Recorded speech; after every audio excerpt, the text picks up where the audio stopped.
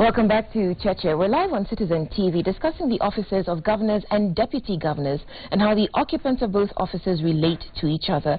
And before the break, Mr. Mweke, you made some fairly serious allegations against Dr. Alfred Mutua. I'd like to give you the opportunity to respond before we now focus on, you know, the various solutions to those tensions. No, it's good. You know, I like listening to my brother Mweke. He pointed out the issue that I belittled my Wiper leader, Kalonzo Musyoka, a man I respect very much. It is not belittling. You know, when somebody starts asking a question, when I start asking a question that my great-grandfather was born and found soil, no roads, no water, and dust for roads. My grandfather was born, found the same. My father was born, found the same. I was born and found no water and dust. My children are born and found dust and no water. We start to question, what ideology have we been following?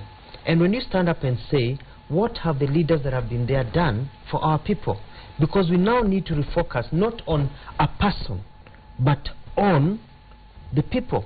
And one of the things that I said is this: if there's any negotiation on who somebody should be supported for presidency, it should not be because they are doing something to one person. They are going to appoint Odhiambo here to be this or that in that office. It should be what they are able to bring to your community. Those are things that they don't like hearing. When these people started saying that Mutua is doing very well, he's dug 250 boreholes, he's building, now I'm working on 7 new tarmac roads, he's doing these things, people started asking, what about the leaders that have been there? You know, but I am on record. I have never stood and talked about Dr. Kalonzo Musyoka and belittled him at any, because I respect him very much. When you disagree with him, you respect the man and all that. Mambo Obama is now a very good friend of mine, by the way. And but do you say no, belittled. I said that he was a junior senator, and he was a junior senator because in your first year you're considered a junior senator, second year sophomore, then junior, then you go to a senior senator. He was the junior senator. That's what he said. He's a junior senator of Illinois. It was his title actually in his brief as a junior senator of Illinois at the time. Look at the press statement. Don't just listen to rumors, and you find that's what it was. And that's a reality, and they understand. That's why I get along with him and his government very well. Now, the issues are very clear. If Wiper had not interfered with the running of Machakos, if Wiper leadership is not running around trying to disenfranchise Mutua because of his development agenda, we'll be very far. We'll be able to work together in the same. Why want to do that? Because I'm making them look bad. Okay. I'm making the leader look like but he's not done anything. So why would your success make Wiper look bad? Look, if you're doing any work in Machakos, which a lot of it is public relations exercise. I think when I'm working now, you're becoming insulting. When I'm working now, you're becoming insulting. I've maintained my cool. I've not attacked you directly. You've done nothing but just attack me. No. You've not attacked me directly. You've been attacking me. I've not attacked you. So please, the contents of your conversation, which is true. And he has agreed it was true. He was going to run against Kidero, but I said he's very smart. They're able to work on it. It was a compliment. So let's end this. So Bonamweke, let me tell you, when you say it's PR, come to the people of Machakos who say that 81% of them agree and like what I'm doing with them, and that's a poll that I have nothing to do with. You know what I mean? But those are the people you need to talk to on the ground. So he mambo ya kusema, he's just exuding the propaganda for Wiper, which is not very. The perception you have is that the public is that Mr. Mutua, being a spokesman, being a journalist, is a communication expert, so you know how to deal with that thing. But really on the ground, there is not much. An example: health. You were the first one to buy ambulances. Yes. Which there are issues about those procurement. No issues with the ambulance program. About with other cars. With other cars. Yes. Then there was an issue of nurses' strike. So what is the problem with ambulances? Because we bought 70 van ambulances, 10 motorcycle ambulances. Today, 69 of the ambulances are on the road, verifiable. One ambulance had an accident, has been written off. We're waiting for insurance to pay for it to come back. The nurses never went on strike. The doctors went on strike. Doctors have also gone on strike in Migori. Doctors have also gone on strike in... But we're not in Migori, you're Mutua, you're Machakos. In Nairobi. In Nairobi, they have also gone on strike. So there are issues in Machakos. What issues? Like that strike of doctors. Yeah, but they're also striking in Nairobi today. That's an issue. Does that mean that there's nothing? Look at the overall it is good for you to state the facts. Are the ambulances there? Yes. Are we building roads? Yes. Have we graded 2,700 kilometers of road? Yes. Verifiable by the Auditor General, by outside organizations. Have we dug boreholes, more boreholes now than have ever been dug since independence? Yes. Are we supplying water to people's homes with pipes? Yes. Do you have police vehicles? Yes. We have police vehicles, yes.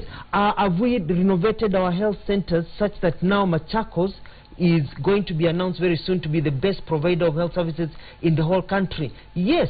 You know what I mean? So there are all those things. You may call them PR, but they are PR based on actualities. What we are saying is we have done this, and you can come to Machakos and find for yourself. Get into a car, go anywhere in Machakos without me, talk to the residents. Dr. Mutua, thank you. I'll also remind you that I think Dr. Mutua was the one county and governor who was rated highly by a survey, and we did feature him on Cheche for that. And so to come back to the issue of governors and deputies, and I think, Mr. Mweke, you might want to respond to the what Dr. Mutua said about you wanting to run against Dr. Kidero. But as we wind up, and he called you smart at the start of the program, what have you done as a deputy governor that other deputy governors should have done or not done in maintaining, up until this point we think, the relationship with the governor, Dr. Kidero? I think it's communication and looking at the bigger picture. I keep going back to leadership because that's what we are elected to do, to lead. And leadership has several kinds of traits, and one of them is communication. Another one is problem solving. How you can sit down and resolve issues, because problems are always going to be there. Will you have a problem on your hands after this show? No, I won't have a problem because the governor also is a leader. He's a true leader. So whatever Dr. Mutua said here that I'm planning to run against him, in fact, I was joking with you guys over the show that we are here trying to build counties, and Dr. Mutua is here trying to make sure that myself and the governor don't work together. No, I think... But the governor is smarter than that. The governor of Nairobi is much smarter than that, so he'll take that with a pinch of salt. Yes, we've had our own issues like any partnership would ever have. But we sat down and we resolved them together. Are there lines that you don't cross? Yes. Such as? Personal lines. I don't cross personal lines. What do you mean by that? Well, attacking people's character, attacking people's person. I always try to stick to the issues. I always ask myself, what is the right thing to do?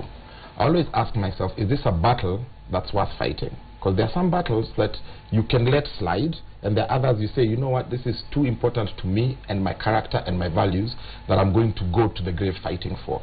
Now, I thank God that I work with somebody also who's been a leader for a long, long time. I mean, Dr. Kidero became a managing director of a multinational when he was 29 years old, right? So he also understands the values of leadership, and I think that's why we've been able to gel together. What do I do? I'm not sure if I do it differently because I don't know what the others do in their counties. I can only talk from the point of knowledge of my county, Nairobi. What has worked for us is we consult a lot.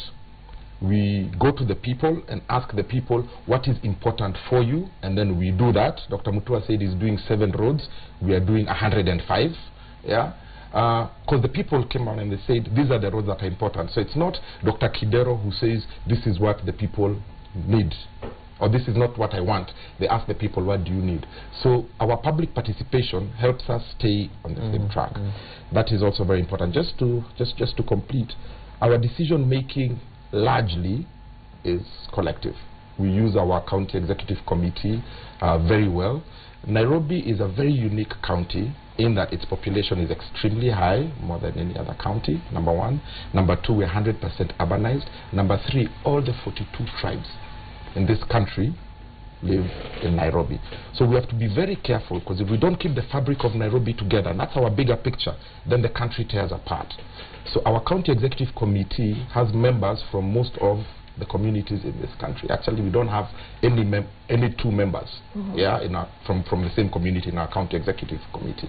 And we make our decisions based on that, so that we make sure all Nairobi people are represented. Would you accept that, as Dr. Mutua says, you're a sharper politician, you read the way the wind was blowing, you recognize that you have a strong governor, strong networks, influence, and deep pockets, and you didn't see yourself, you didn't think the battle of challenging him or making him feel threatened or insecure was worth it? You sat in your corner like a good boy. I can't answer that question. Whether I'm smart or not is for somebody else to judge, not for me, because I won't blow my own trumpet. Yeah. But am I capable of being governor of Nairobi? Absolutely. Today and any time, I have the credibility, I have the competence, I am capable to be the governor of Nairobi. But you have to look at the bigger picture. Most of the big projects we started in housing 14,000 units, the road I've mentioned about, the traffic decongestion that we are doing, taking care of our businesses, because 60% of our GDP comes from here. You can't do all those things in 5 years. Yeah? You don't want to change leadership. So you're waiting for your turn. Dr. Kidero will do his 10 years. Yeah. I'll go back with him again. We are running together again. We'll run a joint campaign like we did before. Yeah. We see his vision to the end of 10 years. Then after that, I ran for governor of Nairobi, and then I ran my vision for Nairobi for 10 years. Jonathan, if you were Alfred Mutua's deputy, given all the circumstances and the situation we have in Machakos, what would you do differently? That's a very different. Yeah, I'm asking to represent the bigger picture. Yeah. You know, relationship. Yeah, I'm trying to figure out how to answer this question. Yeah. Answer it honestly. Answer it honestly. Relationship is two-way. Yeah. How I would behave would depend largely on how Dr. Mutua treats me. We are human beings. People have feelings. They have emotions. Yeah. If Dr. Mutua belittled me, I'd push back very, very hard. If Dr. Mutua tried to get personal and withdrew my health insurance, I'm sorry, I love my wife more than I love the governor of Nairobi. I will fight very, very hard, right? If Dr. Mutua tried to completely cut down my career, somebody wants to do good for the people of this country, I'd fight back very, very hard. With all the strength I have. You're not answering but if the I was question, treated properly, like the leader I should be, and my competencies put to good use, like they're being used right now, would have a very good working relationship. And so we'll recast the question to ask. If you were giving advice to the deputy governor of Machakos, what would that advice be? Just to lie low like he's doing, because the governors have all the power, so you can't really fight and win. The governor of Machakos has, yes, said he wants to run, the deputy governor has said he wants to run for governor of Machakos. Hey, if he has something to give the people of Machakos, I'd give him all the support. Let me just, I think we are concluding now.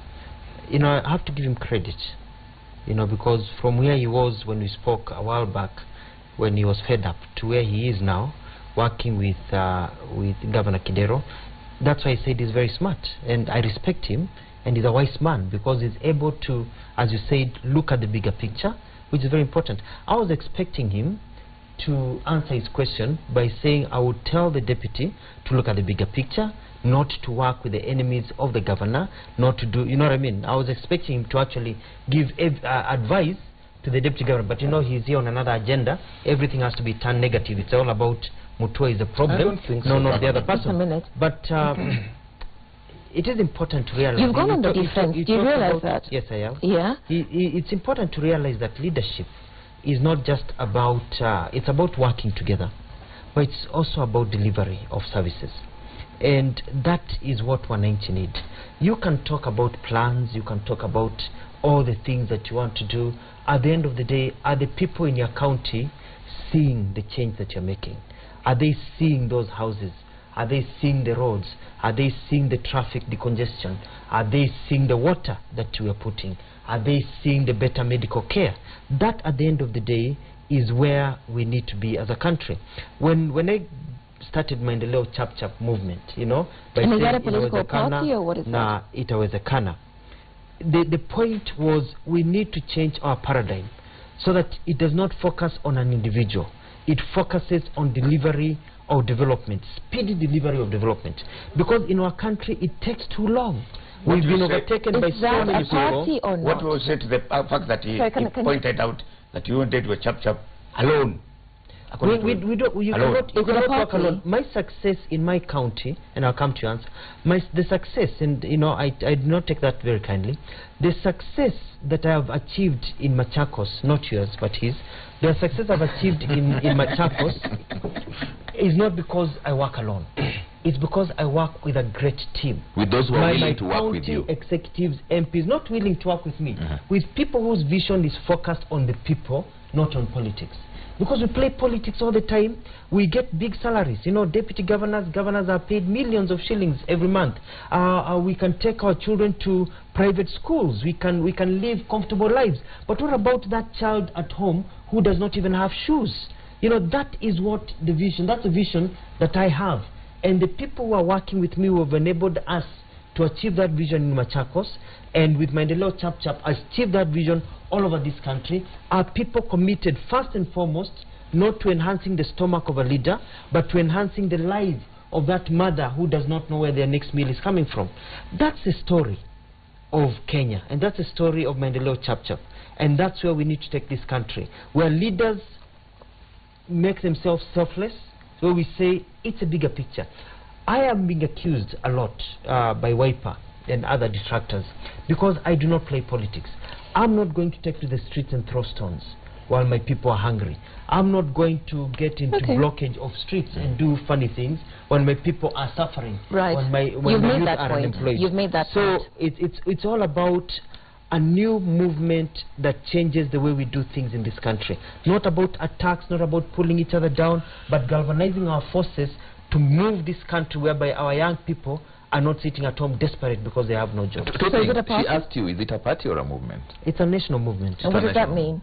It's a national movement means that it is changing the way people see things. We want to galvanize the whole country into a new, I don't want to call it force, but into a new way of looking at politics. So if you're a member of Maendeleo Chap, yes, you can still be a member of a political party. Yes. Do you realize we say that Maendeleo Chap is open to all people despite or regardless of your political Do you realize if people didn't block roads and throw stones and go to the streets, you'd not have an opportunity to bring this development?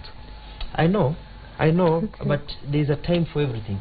You don't just block streets every single time there's a disagreement. I think that riots, blocking of streets, mass action should be a last resort, not a first resort that scares away tourists, that scares away investors, that still renders our people poor and poorer, while the leaders themselves are living in comforts, their children are studying overseas, and they have a good life. So what I'm saying is that whatever decision that we do, whether we're going to take the streets, where the infighting, the interference, we need to focus first on that poor woman. Okay. That poor and we're winding up. Maybe a minute. What's more important, the tourist, the investor, or the right of the citizen? The right of the citizen is achieved through them being able to achieve development. Because at the end of the day, why do the people need to have their voices heard? They need to have their voices heard so that we can correct the inequality that has been there for a long time. So blocking the street does not necessarily bring inequality. We have a new constitution.